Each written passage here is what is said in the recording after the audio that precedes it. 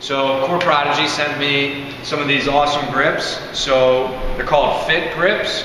Just like anything else, I love progressions. So you can see that they sent a couple different sizes and even a rounder shape, which I haven't really seen before. So I also brought the fat grips, which are a comparison for what the fit grips are. These are a little bit, just a hair thicker than the thickest fit grip. So to me, if I'm progressing and I have everything here, I can go from the narrow fit grip to what I would deem as a medium, and then if I had anyone who needed a much thicker grip, then I would have an alternative with the fat grip.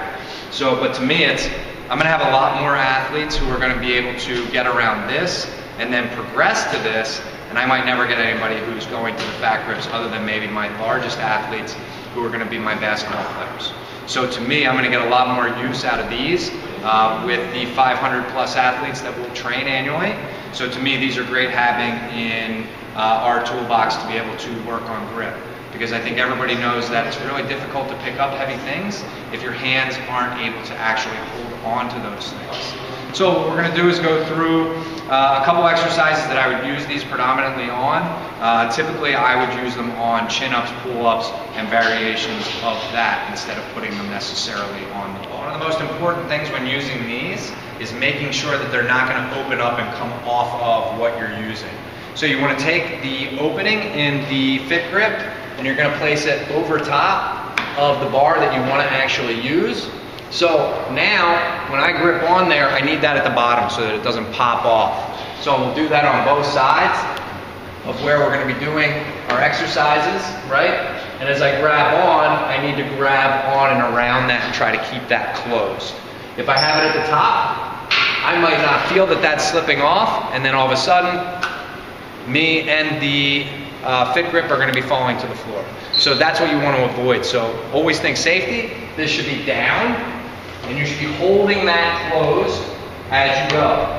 So as soon as I go to grip on, I want to make sure that my thumb is wrapped around. I want to make sure that my hands are relatively on top, and then I can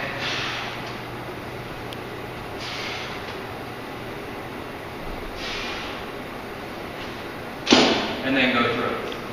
If you see any of your athletes and it starts to rotate, then you have to make sure that the instruction is to pull that back down, and then you're squeezing that closed the entire time. And that's fit. What I love most about the fit grips is what they pair with it. So they're going to pair it with an X-band hand trainer.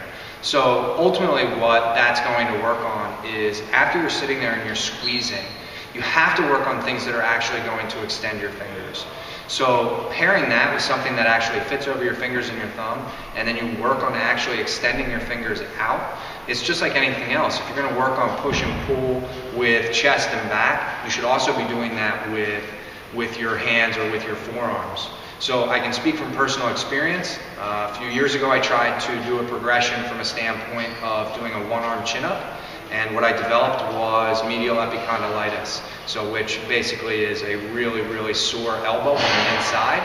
And until I started doing some kind of a pairing of actual grip and then extension, a lot of that pain never subsided.